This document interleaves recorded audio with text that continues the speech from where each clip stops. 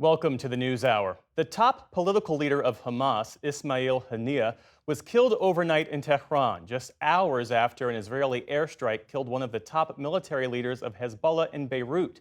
Taken together after 10 months of war in Gaza, the attacks escalated fears that a simmering regional conflict could explode into a new and more dangerous phase. Nick Schifrin starts our coverage. In the hours before his death, Hamas political leader Ismail Haniyeh met Iranian Supreme Leader Ayatollah Ali Khamenei, Iran's new president, and with Iranian lawmakers, pledged the victory he spent his life promising. It was his final public expression. Overnight, he and his Iranian bodyguard were killed in what Hamas and Iran described as an Israeli drone strike. Iran immediately vowed vengeance. Khamenei posted, "It is our duty to take revenge." And the Islamic Revolutionary Guard Corps said Israel will, quote, face a harsh and painful response from the powerful and huge resistance front, especially Islamic Iran. That threat of regional war was repeated today by Iranian proxies, in Yemen, the Houthis, and in Lebanon by Hezbollah and Hamas, which vowed to take the battle with Israel to, quote, new dimensions. But it was met with defiance by Israeli Prime Minister Benjamin Netanyahu.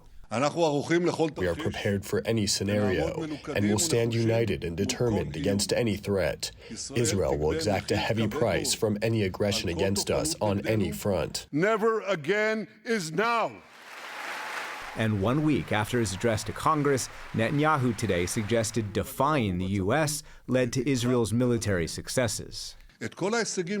All of the achievements that we've made in recent months, we achieved because we did not give in, because we made courageous decisions, despite the great pressure at home and abroad.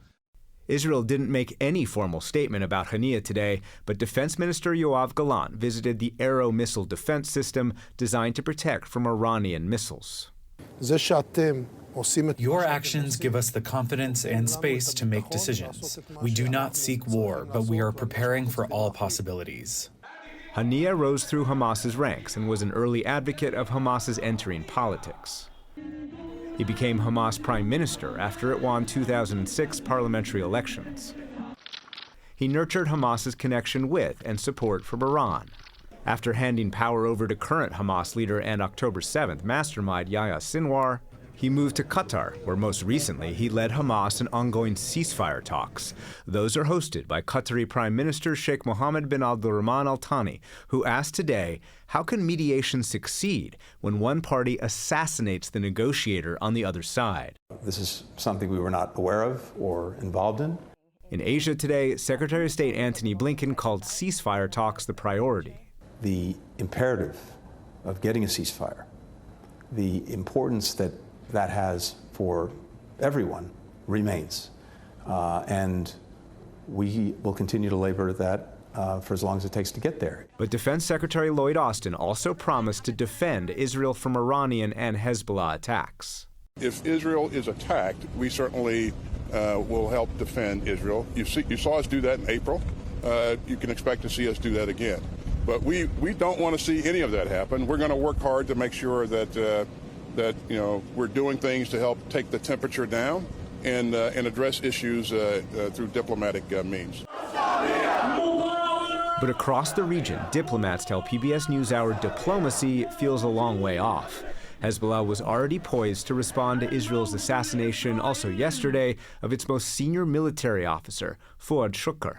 Hezbollah today confirmed his death and posted new photos of Shukr next to Hezbollah and Iran's most senior officials. And so the risk tonight is that a war in Gaza the U.S. was already trying to end would instead spread. For the PBS NewsHour, I'm Nick Schifrin.